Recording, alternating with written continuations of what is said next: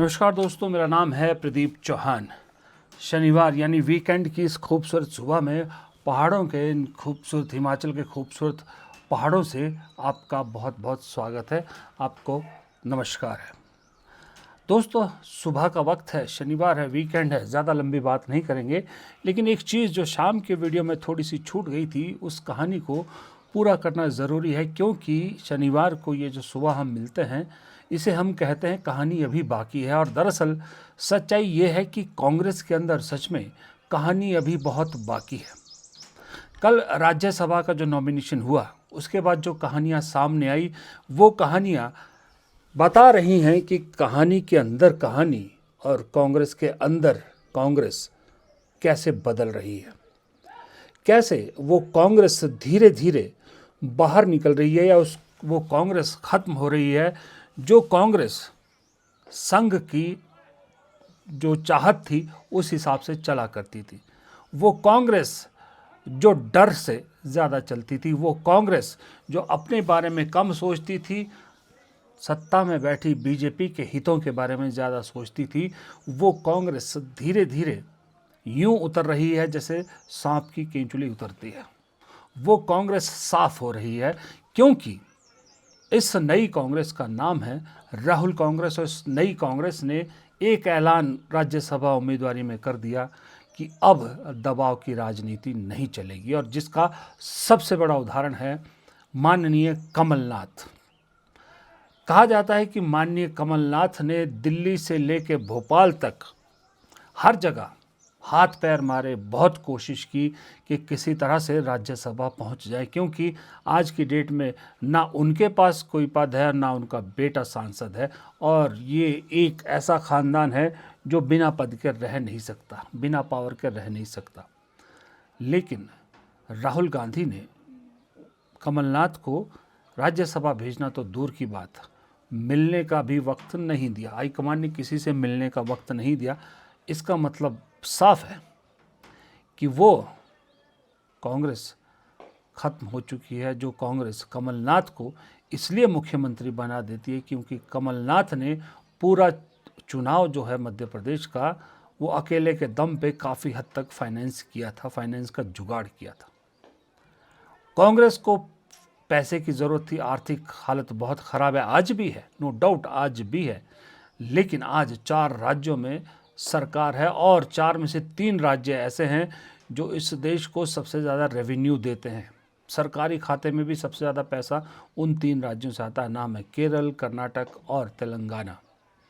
तमिलनाडु में सहयोगी हैं, सरकार में साथी हैं।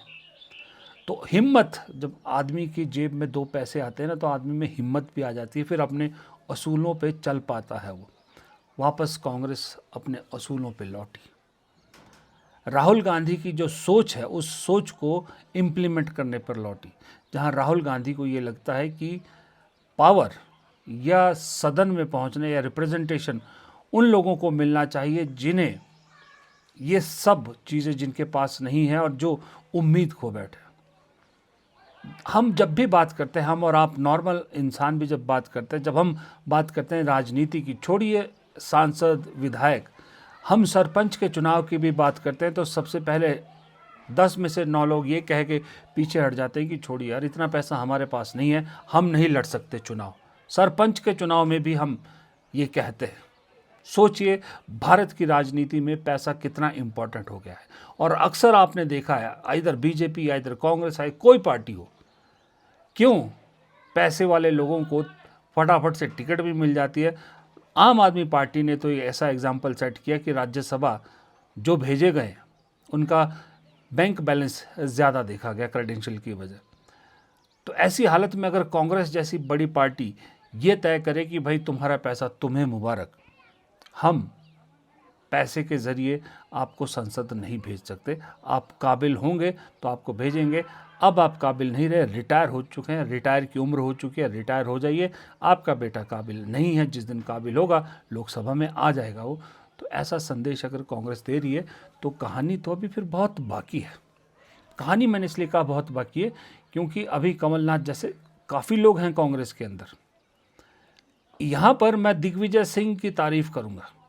दिग्विजय सिंह सही में उनको राजनीति की बहुत समझ है।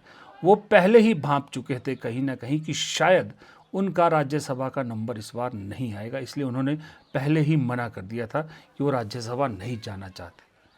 वरना उनकी भी वही किरकिरी होती शायद जो भी कमलनाथ की हो रही है। पी चिदम्बरम भी समझ गए थे कि वक्त हो गया है पूरा। सलमान खुर्शीद समझ चुके हैं। कांग्रेस में मतलब जो बचे हैं सीनियर नेता, जो सोनिया गांधी की कांग्रेस के टाइम के, ज़्यादातर कोई बात समझ में आ गई कि अब वक्त उनका नहीं रहा। चंद हैं जो आज भी उन्हें ऐसा लगता है कि उनकी वजह से कांग्रेस है, वो कांग्रेस की वजह से नहीं है। भूपेंद्र सिंह हुड्डा, मैं उनमें एक नाम ले सकता हूँ, भूपेंद्र सिंह हुड्डा उनमें से हैं जो आज भी मानते हैं कि कांग्रेस उनकी वजह से, वो कांग्रेस की वजह से नहीं है। और ऐसे चंद और नेता हैं जो आए बगाए बयान भी उल्टे सीधे देते हैं, आपको ध्यान होगा। उन सब की कहानी का आखिरी चैप्टर लिखा जा रहा है राजनीतिक तौर पर, और आखिरी चैप्टर में आपको हो सकता है कुछ रिटायरमेंट बेनिफिट मिल जाए, या कुछ सम्मान, जैसे होता है ना क्रिकेट में कि किसी को रिटायर करना हो तो एक आखिरी मैच खिला देते हैं उसको, हो सकता है कुछ को ऐसा मिल जाए। अदरवाइज़ मुझे नहीं लगता कि अब कांग्रेस पीछे मुड़ के देखने वाली है। मुझे नहीं लगता कि अब आपको कांग्रेस में ऐसे बुज़ुर्ग चेहरे, मैं फूके हुए कारतूस नहीं कहूँगा, बुज़ुर्ग चेहरे, क्योंकि अपने वक्त में इन्होंने काफ़ी कुछ हासिल किया है।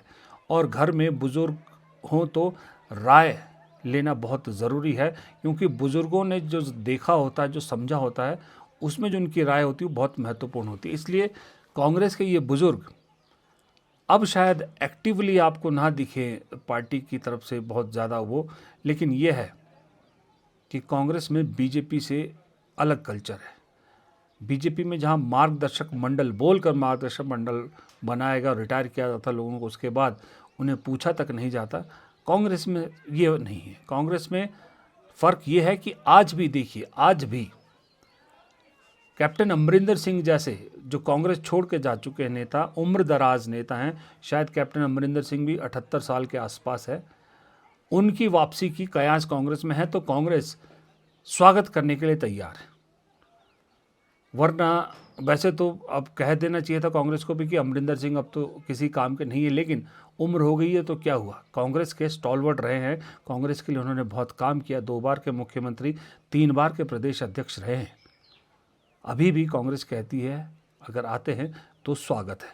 ये है कांग्रेस और बीजेपी कल्चर में फ़र्क, जहाँ बुज़ुर्गों की इज्जत की जाती है। लेकिन इतना ज़रूर है कि अब कांग्रेस ने ये ज़रूर कर दिया कि अगर बुज़ुर्ग कहे कि भाई गाड़ी मैं चलाऊँगा, तो फिर कांग्रेस ने ये कहना शुरू कर दिया कि नहीं, आप सीनियर हैं, आप बुज़ुर्ग हैं, आपको थोड़ा सा दिक्कत हो सकती है, तो आप पिछली सीट पे बैठ के आराम से सफ़र कीजिए, गाड़ी स्टीयरिंग अब नए लोग चढ़ाएंगे, गाड़ी की कमान अब नए लोगों के हाथ में रही, आप पीछे बैठ के आराम से सफ़र कीजिए। ये ज़रूर हो गया है। इसलिए मैंने कहा कांग्रेस के अंदर कहानी है, और कहानी के अंदर अभी दूसरी कहानी बाकी है, और एक और कहानी अभी और बाकी है। वो कहानी बहुत लंबी चलेगी, उस कहानी का जिक्र कभी और करूँगा, किसी और वीडियो में करूँगा। लेकिन इतना ज़रूर बता दूँ कि जो राहुल गांधी ने जो छोड़ा है तीर, वो तीर बहुत जगह घायल कर गया। जहाँ उन्होंने कहा कि संस्थागत विद्रोह की जो उन्होंने एक जिक्र किया है, उसने एक्चुअल में बहुत कुछ हिला डाला है। उससे बहुत सी कहानियाँ अब रोज़ाना सुनने को मिल रही, क्योंकि अभी कहानियाँ निकल रही है, कितनी ऑथेंटिकेट है कितनी नहीं है, ये मैं तब तक आपके सामने नहीं रखूँगा जब तक मुझे खुद इस चीज़ का विश्वास ना हो जाए कि इनमें कितनी सच्चाई है या कितना जो है वो झूठ पिरोया जा रहा है। क्योंकि झूठ पिरोने वाले दोनों तरफ से, देखिए ईमानदारी से बताऊं, अगर बीजेपी में झूठ फैक्ट्री चलती है तो कांग्रेस में भी अपने आकाओं को खुश करने के लिए झूठ फैक्ट्री चलाने की बहुत लोग कोशिश करते हैं। तो उन सब का नाप तोल करना, उन्हें तोलना, वो कितने दम है उनमें, उनकी बातों में, और कितना सही है, ये जानना बहुत ज़रूरी है। उसके बाद फिर मैं एक बार इस कहानी को भी आगे बढ़ाऊंगा और आपके सामने रखूंगा कि दरअसल राहुल गांधी ने जो तीर जिस निशाने पे लगाना सोच के छोड़ा था, क्या वो तीर उस निशाने पे लगा है, और लगा है तो क्या वो तीर सिर्फ उस निशाने तक रहा है या उस निशाने को चीरता हुआ उसके पीछे खड़े दूसरे निशाने तक पहुंच गया है। ये कहानी अभी बाकी है। फ़िलहाल इस कहानी को यहीं ख़त्म करते हैं। आप अपना वीकेंड एंजॉय कीजिए। उम्मीद करता हूँ आपका वीकेंड बहुत शानदार रहे।